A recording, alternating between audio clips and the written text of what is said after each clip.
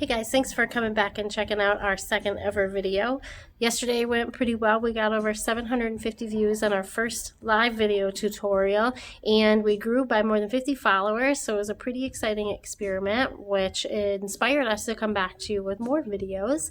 We're actually scaling back some of the in-shop workshops that we've been working on with our students, and it's been pretty sad and upsetting for some of our students to experience because we were offering several a month, and now we're going to be offering just for a year.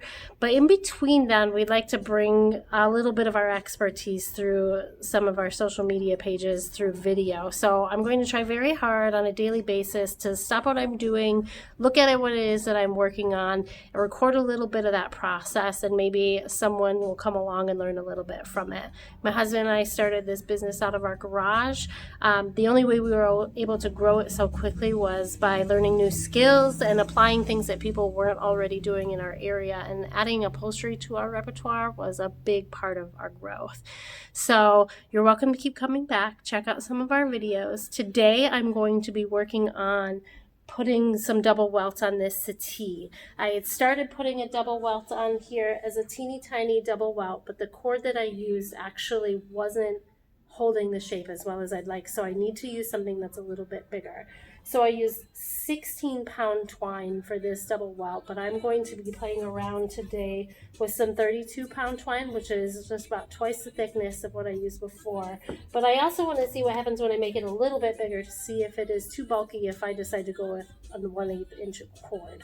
So I'm gonna run these over to the sewing machine, show you how to make them. I'm gonna bring both samples back and compare them to what we have to see what we prefer to put on the finished product. So keep coming back.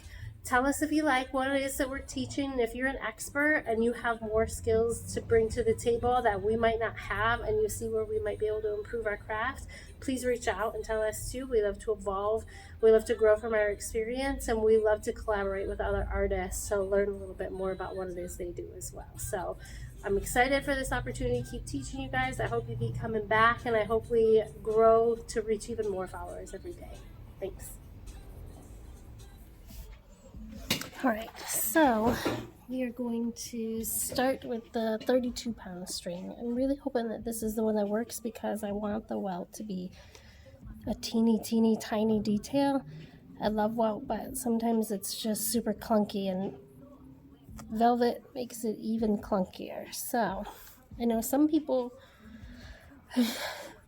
things that I've learned on the internet, some people will sew this one string into place and then put the other one in place and then sew that, and what ends up happening is that you have two grotesque, possibly crooked lines going through your fabric, and it looks like garbage, and you can't undo that after you glue it to something. So I learned how to do it harder. They have presser feet that will actually do this for you.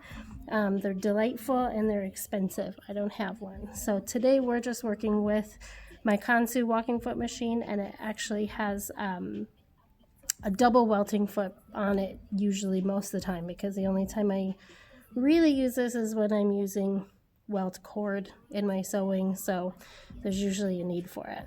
So what I'm going to do first is fold the fabric right over top of the welt cord, and then I'm going to place the second one right next to it. Then I'm going to tightly fold those two together. Now this welting foot is for 3/16 welt cord, but it does work well with other cords. It's a good generic foot, so it's not like a perfect size, so I find that it works with smaller cord much better than it does with a 3/16. But the goal is to get nice clean lines with your welt cord. So let's see how we do. So I go slow, and velvet eats your thread, so you can't really see the top thread, which is lovely when you're making welt cord, and it just looks like two ropes.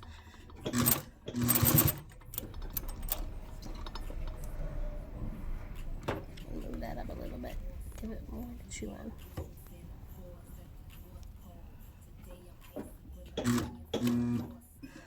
I have this machine slowed way down for our students so that they're not as intimidated by it when they sew with it. So if it doesn't have enough momentum, sometimes it doesn't go. So we'll speed it up a little bit and see if that helps.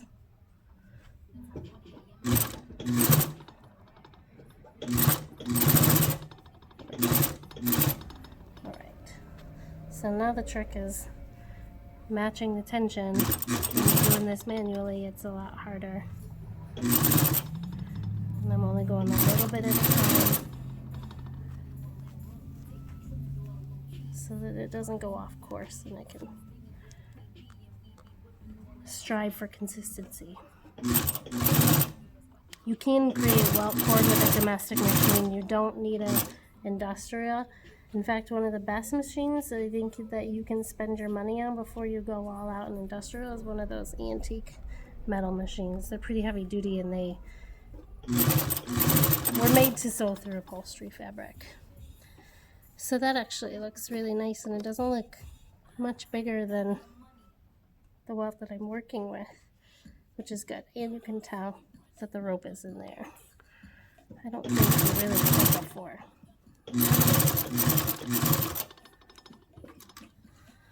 So we get a small sample of that, and I'll go through and cut off all the extra on this too.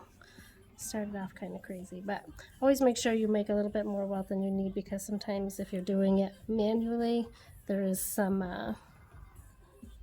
tolerance issues towards the beginning to help you get it going. At least there is for me. I'm not perfect. So the second one we will try will be the 1/8 inch cord, which will be much easier to sew in the machine because it fits into those grooves a lot better. So we folded it over, folding it over again on top of itself. We're going to use one single line stitch down the center.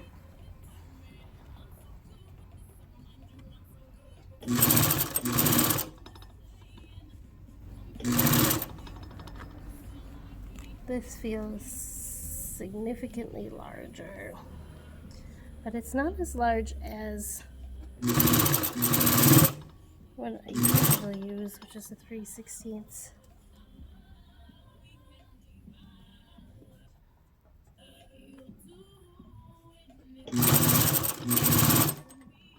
That's pretty clunky.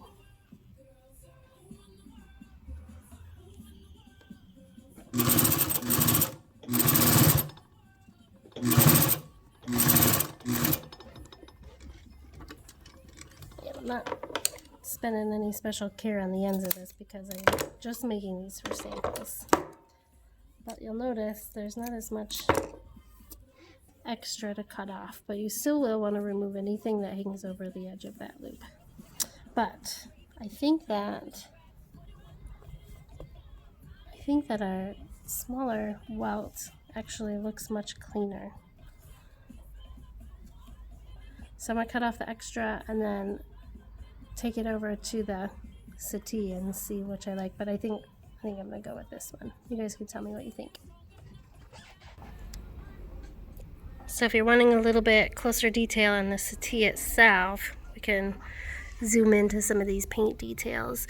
This is about 9 different colors of paint. We have a handful of colors of blue, we have some purples, we have some blacks. The base of it was gold, and we did some mild distressing, but mostly a lot of glazing. And you can see I did some stippling on top with some black paint that I did with a toothbrush, actually. The arms are my favorite part, probably.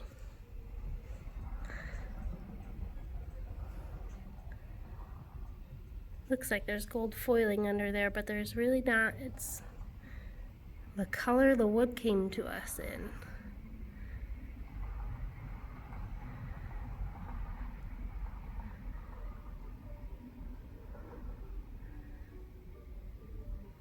It's beautiful.